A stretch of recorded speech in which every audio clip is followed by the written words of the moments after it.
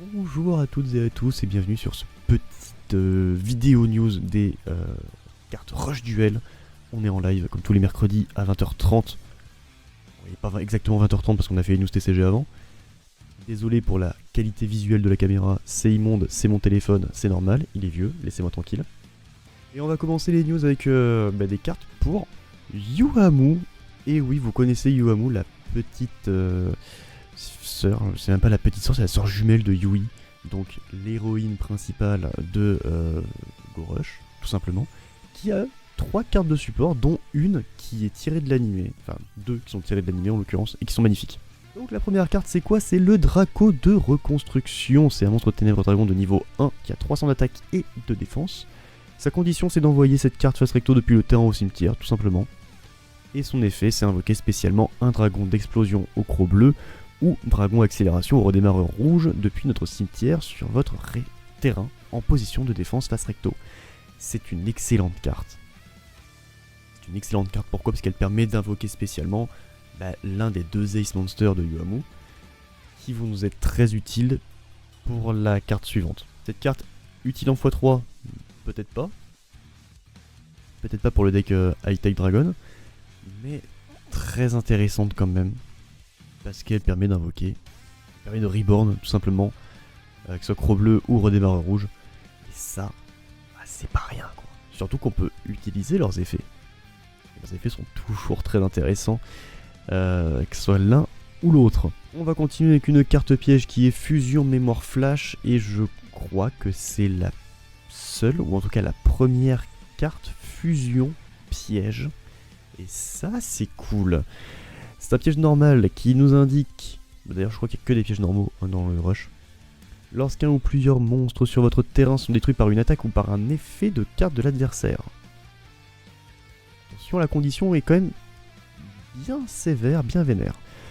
Invoquez par fusion un monstre qui mentionne dragon explosion au croc bleu ou dragon accélération au redémarreur rouge comme matériel en mélangeant des monstres depuis votre cimetière dans le deck comme matériel. Ensuite, si vous activez cette carte durant votre tour, votre adversaire peut invoquer spécialement un monstre depuis son cimetière sur son terrain en position d'attaque face recto. On peut se faire des fusions de malade avec ça. On peut se faire des fusions de malade. Déjà la carte en elle-même, très très belle. On voit très très bien le croc bleu et le redémarreur rouge sur la clé USB. Le lore est présent. Le lore est présent. Alors, utiliser cette carte pendant ton tour, c'est peut-être un avantage. C'est peut-être un avantage. Parce que voyons voir juste la carte suivante, vous allez comprendre pourquoi je dis ça. Et puis il est beau. Oh, il est beau. Non seulement il est beau, mais en plus de ça, il a ce qu'on appelle... Ouais, j'en perds mes mots tellement que la carte est belle. Overrush rare pour cette carte magnifique qui est le dragon explosif amélioré aux écailles violettes. Lumière dragon fusion de niveau 10, 3500 d'attaque, 2000 de défense.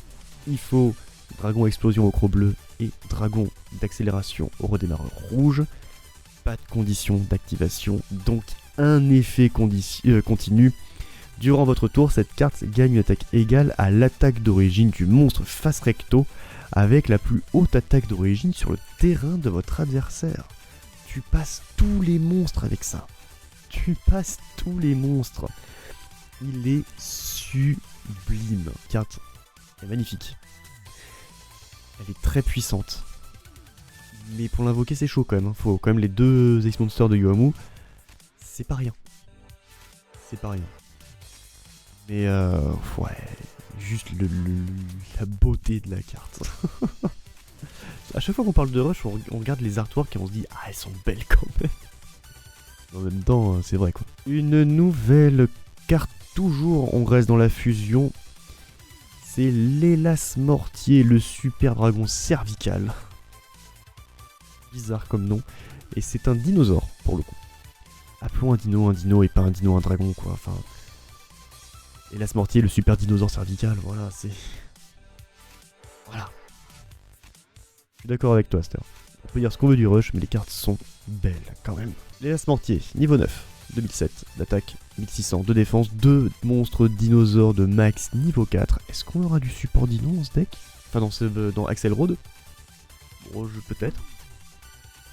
Peut-être. Après, ça fait écho au tripack qu'on a eu il y a quelques temps. Dans ce tripack, il y avait Dino, Red Eyes et un deck plante dont j'ai oublié le nom, je vous le noterai quelque part par là-haut, là, comme je fais d'habitude. Pas de condition d'activation évidemment, mais un effet continu, vous le savez. Cette carte ne peut pas être détruite par des effets de cartes, ça déjà c'est très très bien.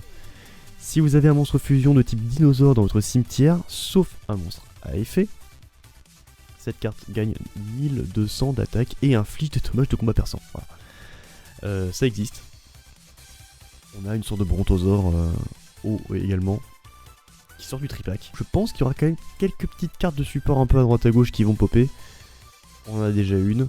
Je vais vous montrer la suivante parce que je crois qu'on n'en a pas parlé. On n'a pas parlé ni dans la vidéo ni dans les lives. Donc forcément c'est ici, c'est maintenant. Et une vie l'irrévérencieuse.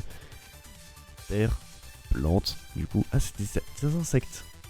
C'était pas des plantes, c'était des insectes maintenant que j'y pense. L'autre archétype dont j'ai oublié le nom. 1000 d'attaque, 1000 de défense, mélangez 2 monstres depuis votre cimetière dans le deck, changez un monstre à effet en position d'attaque sur le terrain de votre adversaire en position de défense face verso. Ensuite, si vous avez 3 monstres de type plante face recto sur votre terrain, ces monstres infligent des dommages de combat perçants. Et ça c'est bien. La palette de couleurs est très belle. Non mais là, je le répète encore une fois, mais les overrush rares, juste les overrush rares. Donc autant pour moi, c'est pas nécessairement des supports du tripack. Peut-être qu'il y aura des supports vis-à-vis de l'ancien tripack. Une autre carte également qui était avec et que je n'ai pas mentionné, c'est le guerrier magique de l'héritage, qui est un monstre terre guerrier. Niveau 4, 1000 d'attaque et 600 de défense. Tout simplement, mélangez 2 monstres depuis votre cimetière dans le deck. C'est marrant, il y a un air de déjà vu. Choisissez un monstre de type guerrier ou magicien avec 2600 d'attaque ou de défense dans votre cimetière. Ce tour, le nom de cette carte devient le même nom que le monstre. Donc on peut quand même... Enfin, je vois pas trop qu'est-ce qu'on pourrait... dans quel deck on pourrait utiliser cette carte. Mais je pense que ça va être une sacrée fusion pour les decks guerriers et magiciens. Je pense qu'il va y avoir une ou deux cartes qui vont popper, qui font partie des guerriers magiciens qui ont 2006 d'attaque ou de def. On verra, il y aura peut-être des reprints aussi à l'intérieur de cette box, qui potentiellement sont des monstres guerriers magiciens avec 2600 d'attaque. Jongleur de bombes. Jongleur de bombes, qu'est-ce que c'est que ça? C'est un monstre feu magicien de niveau 3 qui a 1000 d'attaque et 200 de défense. Et c'est une carte qui joue avec les rituels. Regardez bien, durant le tour où vous avez invoqué normalement cette carte, envoyez un monstre rituel face recto depuis le terrain au cimetière, infligez 1000 points de dommages à votre adversaire. Cette carte, elle est un peu touchy. Jongleur de bombes, ouais non mais c'est rigolo. En vrai c'est funky. Je dis que c'est touchy parce que en vrai, invoquer un rituel,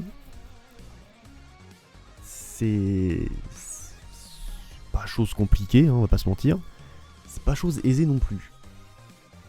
Dans le sens où il faut des niveaux assez hauts sur le terrain, ou au moins suffisamment de monstres sur le terrain, et la magie rituelle dans la main. Généralement, enfin on a bien vu que les monstres rituels pour l'instant, c'est pas non plus des bangers absolus, mais ils sont pas dégueux pour des premières. Pour des premiers rituels. Donc je vous rappelle que les premiers rituels qu'on a eu, c'était des rituels normaux, hein, il n'y avait pas d'effet. Là il y a des effets. Et jongleur de bombes, bah c'est...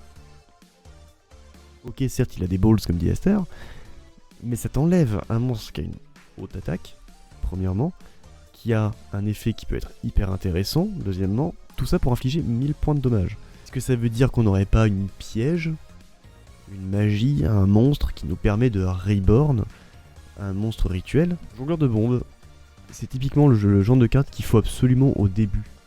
Pourquoi? Parce que c'est le début du rituel, ça joue avec les rituels. C'est pour ça qu'il la faut absolument, parce que c'est pas une carte qui est très dingue, hein, on va pas se mentir. Et si elle sort dans, je sais pas moi, 1 an, 2 ans, 3 ans, ça sera nul. Déjà qu'à l'heure actuelle c'est pas dingue, alors plus tard ce sera nul. Quoi qu'il en soit, bah messieurs dames, bah c'était tout pour les news Rush Duel. Bah après vous connaissez la chanson évidemment, mais je vais vous la rechanter. Les partenaires que sont Labro et Sadik CCG, vous avez leur lien en description, tout comme le lien de ma chaîne Twitch. Si vous voulez venir réagir en direct à toutes ces news, ou même assister aux ouvertures, n'hésitez pas à passer, ça fera plus que plaisir. Si vous souhaitez vous abonner d'ailleurs pour avoir les nouvelles vidéos, n'hésitez pas également. Et puis, moi je vous souhaite une excellente soirée, je vous dis à bientôt pour de nouvelles news.